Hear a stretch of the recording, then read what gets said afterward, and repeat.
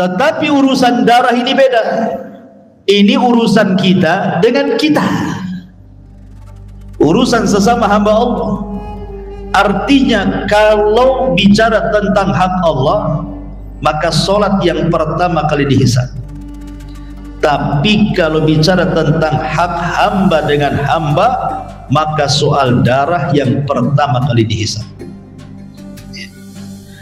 Ma'asyiral muslimin yang dimuliakan Allah Subhanahu wa taala. Ada sebuah kisah, ini kan konteksnya di zaman Bani Israel. Ayat ini kan konteksnya di zaman Bani Israel, isi perjanjian Bani Israel dengan Nabi Musa setelah sebagian besar mereka murtad gara-gara menyembah patung anak Samir, sehingga mereka disuruh saling bunuh. Kemudian setelah itu dibuat perjanjian untuk mengikuti Taurat. Lah inilah poin-poin bulir-bulir perjanjian yang harus ditepati di Bani Israel. Tapi kalau kita lihat cerita Bani Israel ini, banyak terjadi pembunuhan. Bukan hanya sesama mereka, sampai membunuh para nabi. Sudah biasa di tengah-tengah Bani Israel itu nabi dibunuh. Bahkan satu hari itu pernah 70 nabi dibantai oleh orang-orang Yahudi. Saking bengisnya orang-orang Yahudi membunuh para nabi. Tetapi kisah ini terjadi kepada seorang abid ahli ibadah. Ada seorang ahli ibadah di zaman Bani Israel namanya Barsisah. Barsisah namanya. Barsisah Bani Israel ini, dia seorang yang sangat kental dengan ibadah. Luar biasa kalau sudah beribadah kepada Allah Azza wa Jalla, dia tidak peduli siapapun. 70 tahun dia tidak pernah maksiat kepada Allah. Siapa di antara kita yang satu hari saja tidak maksiat? Tidak bisa gitu. Kayaknya satu hari itu wajib maksiat kita. Entah mata kita mandang paha orang, kalau paha ayam tidak dosa, kalau paha perempuan dosa lah ya. Entah telinga, entah mulut mencaci, memaki, gibah, macam-macam ya kan. Ini 70 tahun tidak pernah maksiat ikhwan. Disegani oleh Bani Israel Barsisah ini, dan dia tidak pernah keluar dari tempat ibadahnya saumahnya itu. Bahkan suatu ketika setan ini pernah berkumpul mengadakan rapat untuk menggoda Barsisah. Bahkan iblis turun tangan untuk berusaha menyesatkan Barsisah, tidak bisa juga. Hebatnya Barsisah ini, iblis turun tangan tidak tergoda, karena dia betul-betul orangnya takwa, wara, saleh, dan begitu seterusnya. Tetapi suatu ketika setan membuat taktik untuk menggoda Barsisah dengan cara khutuwat, selangkah, selangkah, selangkah. Jadi suatu ketika ada 3 putra anak raja yang kerajaannya direbut orang, ingin diambil kembali. 3 anak muda ini ingin memimpin perang, mengambil, merebut kekuasaan ayahnya yang diambil. Masalahnya 3 anak ini, anak muda ini punya adik perempuan dan tidak bisa ditinggalkan mereka, sehingga mereka berpikir kemana kami harus menitipkan anak perempuan ini, adik perempuan ini. Tidak ada yang bisa dipercaya, takut kenapa-kenapa gitu. Akhirnya kemudian teringatlah dengan Barsisa. Oh, boleh jadi kalau kita titipkan di Barsisa ini, dia kan seorang ahli ibadah Bani Israel yang sangat terkenal kesolehan. Boleh jadi kita lebih yakin dan percaya adik kita dirawat dia sampai kita pulang atau kita mati syahid. Sepakat 3 orang ini datang kepada Barsisa. Ya Barsisa, kami hendak berjihad. Kami ingin menitipkan saudara kami, saudari kami, tapi Barsisa pada awalnya menolak, tidak mau, takut fitnah. Tetapi dibuju, akhirnya setan datang dan membisikkan di telinga Barsisa, ini kesempatan untuk beramal saleh, lakukan. Terpengaruh Barsisa akhirnya, oh boleh juga. Lah Barsisa ini punya rumah 2 lantai pakai kayu. Dia tinggal di atas, kemudian wanita ini tinggal di bawah. Dan syaratnya Barsisa, boleh adik kamu dititipkan di sini sampai kalian bertiga pulang. Syaratnya jangan keluar dari rumah. Artinya harus dikunci, tidak boleh keluar, tidak boleh dilihat oleh dia.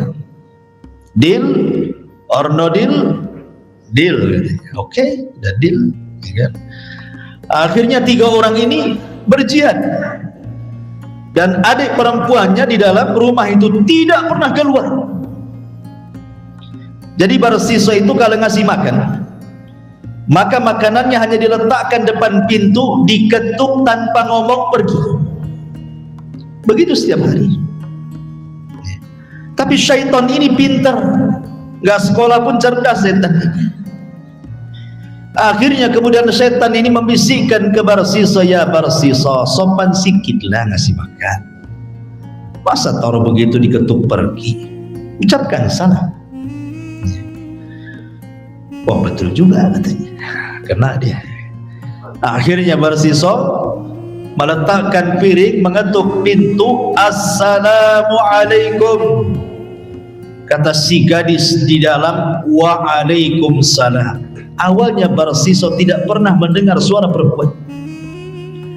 Terdengar suara perempuan. Ingat, suara itu memfitnah ikhwan. Ya. Dulu ada penyiar radio, kalau dengar radio itu indah suaranya, wah nampaknya cantik. Rupanya pas ketemu nggak jelas mukanya. Berarti menang suara nggak menang muka, gitu ya. Tapi kan memfitnah suara itu. Akhirnya kemudian Barsisa berusaha menghilangkan waswas syaitan. Kemudian suatu hari syaitan ini membisikkan lagi kepada Barsisa dan mengatakan, ya Barsisa, tidakkah engkau tahu bahwa wanita itu sudah lama di dalam rumah itu? Boleh jadi dia sakit, boleh jadi dia punya hajat, boleh jadi dia ingin mengatakan sesuatu. Cobalah tanya kondisi, jangan salam pergi. Akhirnya Barsisa ngasih makan, mengucapkan salam, tanya kabar. Kalau baik-baik, alhamdulillah baik-baik. Akhirnya kemudian Barsisa pun senang karena tidak sakit, tidak perlu hajat apapun, semua sudah terkendali. Setan datang lagi dan mengatakan, ya Barsisa, tidakkah kasihan wanita itu terkurung? Boleh jadi dia bosan, pengen ngobrol, ajalah dia bicara, kan? Akhirnya kemudian Barsisa pun ngasih makanan, mengucapkan salam, tanya kabar, mulai berbincang walaupun di balik pintu. Tapi kalau sudah bincang-bincang, tanya kabar dan begitu seterusnya, kan makin akrab tuh. Setan datang lagi, ya Barsisa, sopan sikit lah, masa bicara balik pintu? Bukalah pintu tuh, katanya. Subhanallah, setan kan selangkah jadi juga masuk ke dalam rumah tersebut. Tidak terjadi apa-apa, hanya ngobrol saja. Tetapi akhirnya setan masuk ke hati Barsisa, masuk kepada wanita tersebut. akhirnya saling jatuh cinta, berzinahlah Barsisa dengan gadis itu. Bayangkan disuruh dijaga malah berzinah pula di situ. Hamil pula wanita itu. Ketika kemudian hamil 9 bulan punya anak. Ini saudaranya yang 3 belum datang. Akhirnya kemudian setan datang lagi, ya Barsisa, kalau seandainya 3 saudaranya selamat dan pulang, kemudian kok ada bayi di situ, tentu mereka tidak akan diam saja, tentu akan tanya, itu bayi siapa? Pasti mereka akan curiga. Hilangkan buktinya. Kalau engkau sudah berzinah dengan wanita itu, bunuh bayi itu. Ya, bisikan syaitan. Akhirnya Barsisa pun mengambil bayi itu, kemudian betul-betul dibantai, dibunuh. Dia ahli ibadah 70 tahun. Akhirnya kemudian dipendamlah di belakang rumah dia, dikubur, menghilangkan barang bukti. Dihilangkan barang bukti supaya jangan curiga ada pembunuhan. Dimatikan CCTV-nya supaya jangan nampak dia bunuh. Akhirnya kemudian lambat laun setan datang lagi dan mengatakan, ya Barsisa, mungkin enggak wanita itu akan tutup mulut setelah kau bunuh bayinya? Kankah dia akan marah dengan kamu? Bisa dia tutup mulut dan tidak bicara kepada 3 saudaranya bahwa engkau sudah menzinahinya, punya anak, kau bunuh pula anaknya, dia perempuan punya perasaan. Kata Rasulullah, lalu apa yang harus saya lakukan? Kata iblis dan syaitan itu, bantai dia. Ya. Pembunuh itu biasanya berdarah dingin. Kalau pernah 1 kali membunuh, dia akan mudah membunuh. Makanya dalam Islam itu hukumannya qisas, kan dibunuh. Karena pembunuh itu berdarah dingin. Akhirnya kemudian dibantailah wanita itu, 2 nyawa sekaligus di tempat ibadahnya. Kemudian Barsisa mencari akal apa yang harus dikatakan kepada 3 saudaranya. Ketika betul-betul 3 saudaranya selamat, nanya saudarinya di mana. Dengan entengnya Barsisa mengatakan, saudarimu tidak betah di sini, dia pergi antah berantah kemana, saya pun tidak tahu. Karena yang ngomong Barsisa, ahli ibadah, disegani Bani Israel, tidak pernah keluar dari saumaahnya. Percaya saja 3 orang ini. Dengan menyesalnya 3 orang ini kenapa meninggalkan adiknya, sehingga sekarang hilang adiknya, mencari kemana. Akhirnya kemudian ketika tertidur 3 orang ini, syaitan datanglah ke 3 orang ini, kemudian masuk ke mimpinya. Masing-masing mimpinya ada kemiripan. Diberikan bisikan bahwa saudarinya itu dibunuh Barsisa. Akhirnya kemudian ketika terjaga 3 saudara ini saling menceritakan mimpinya. Kok 3-tiganya sama mimpinya? Curigalah kepada Barsisa. Mulai mereka berkemas mengambil pedangnya, kemudian kembali menuju tempat ibadahnya Barsisa. Sebelum kemudian 3 orang ini sampai ke tempat Barsisa ini, iblis sudah duluan sampai di tempat Barsisa dan mengatakan, ya Barsisa, 3 saudara dari wanita yang kau zinahi, kau bunuh dan anaknya kau bantai itu sudah tahu kau pembunuhnya, dan mereka datang hendak membunuh. Kata Barsisa, lalu apa solusinya? Kata syaitan, saya punya solusi, manjur, kau akan selamat. Caranya apa? Saya akan kasih tahu caranya, tapi tolong kau sujud dulu kepadaku. Kalau kau sujud kepadaku, kau kasih tahu.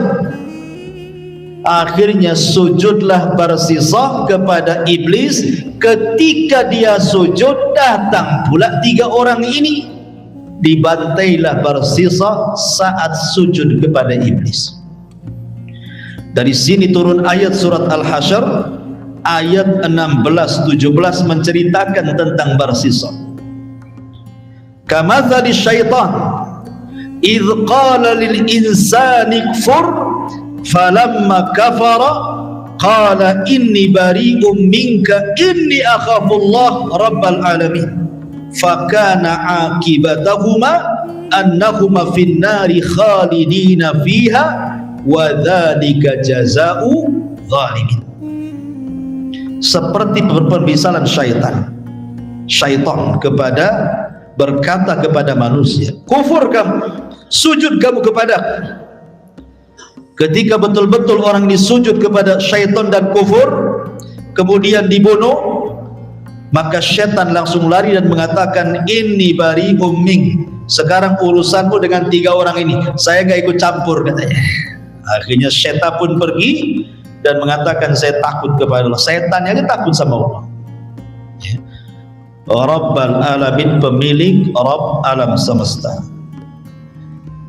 Fakana akibatahuma, maka apa yang terjadi akibat keduanya, syaitan dan pembunuh ini akan dimasukkan ke dalam neraka dan dikekalkan di dalamnya, dan itulah balasan bagi orang-orang yang zalim. Begitulah pembunuhan.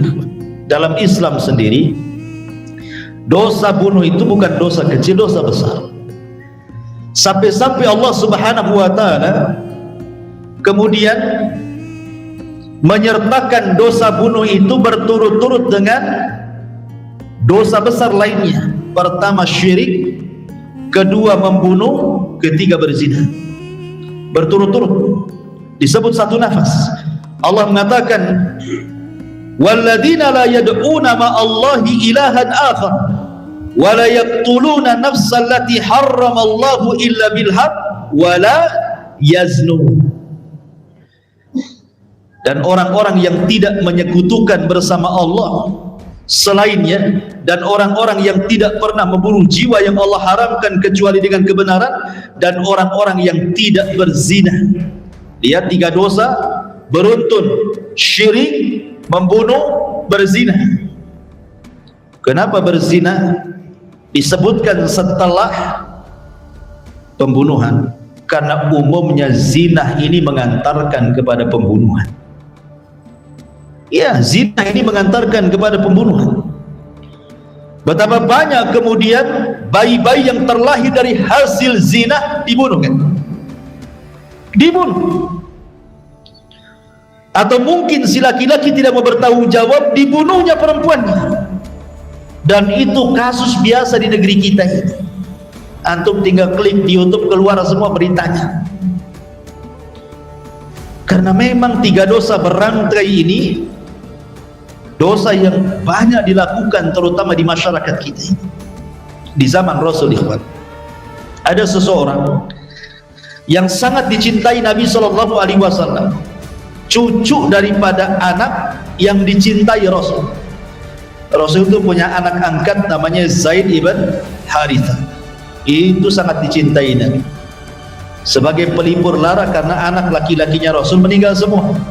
Jadi ketika Khadijah kemudian menghadiahkan Zaid, kemudian diambil anak angkat Rasul. Sayangnya Rasul kepada Zaid ibn Harithah, punya anak Zaid ini namanya Usamah ibn Zaid. Usamah ibn Zaid ini satu-satunya panglima perang termuda di zaman Rasul yang pernah ada, dan dijadikan Rasul menjadi pemimpin perang sebelum wafatnya Nabi. Sementara tentaranya Abu Bakar, Umar, Utsman luar biasa. Dalam satu peperangan, Usamah ibn Zaid ini bersama orang Ansar menyerbu musuh, dan musuhnya kocar-kacir, lari tunggang langgang. Rupanya ada satu orang musyrik ditinggal kawan-kawannya, dia pun kabur, dikejar sama Usamah dan satu Ansar ini. Ketika sudah kepepet, mungkin masuk gang buntu, tak bisa keluar. Tiba-tiba majulah sahabat Ansar dan hendak menebas, tiba-tiba hampir tebasan itu kena, ucap syahadat pula dia, asyhadu an la ilaha illallah. Tak jadilah orang Ansar memenggal kepalanya, disarungkan kembali pedangnya, pergi dia. Usamah bin Zaid ini melihat kenapa tak jadi. Dia langsung mendekati, kemudian dicabut pedangnya. Tiba-tiba dia mengucapkan kalimat yang sama, asyhadu an la ilaha illallah, tapi tetap Usama menusuknya. Mati orang ini. Kabar ini sampai kepada Nabi. Kemudian Rasul mengatakan, ya Usama, aqatalta man qala la ilaha illallah. Hai Usama, berani-beraninya kau mau membunuh orang yang sudah mengucapkan kalimat la ilaha illallah. Kata Usama, ya Rasulullah, dia takut pedangku, karena sudah kepepet masalahnya. Dia mengucap kalimat itu karena takut padaku. Maka Rasul mengatakan, tidak wahai Usama, kau belum pernah membelah dadanya sehingga kau tahu apa isinya. Ya Usama, apa yang akan dilakukan dengan la ilaha illallah pada hari kiamat apabila dia datang kepadamu dan mengatakan, ya Usama, kenapa kau membunuh orang yang mengucapkan kalimat la ilaha illallah? Akhirnya Usama pun terus meminta maaf. Kata Rasul, terus mengulang kalimat itu. Kata Usama, laita aslamtu yaumaidzin. Coba kalau aku baru masuk Islam, tentu tidak dimarahi seperti ini sama Nabi gitu. Tapi dari sini menunjukkan orang yang dibunuh Usama ini tidak pernah sholat, tidak pernah puasa, tidak pernah baca Quran, tidak pernah ibadah. Ketika mau ditusuk baca syahadat, mati. Itu dikatakan muslim sama Nabi SAW, sampai-sampai Nabi SAW menganggap darahnya punya kehormatan, sampai marah sama Usama kan. Bayangkan, kenapa? Karena Rasulullah SAW tahu tentang karamah manusia, bahwa Allah memuliakan manusia, jasadnya itu mulia manusia. Walaupun dia orang kafir, tidak sembarang kita membunuh orang kafir kecuali kalau mereka mengangkat senjata.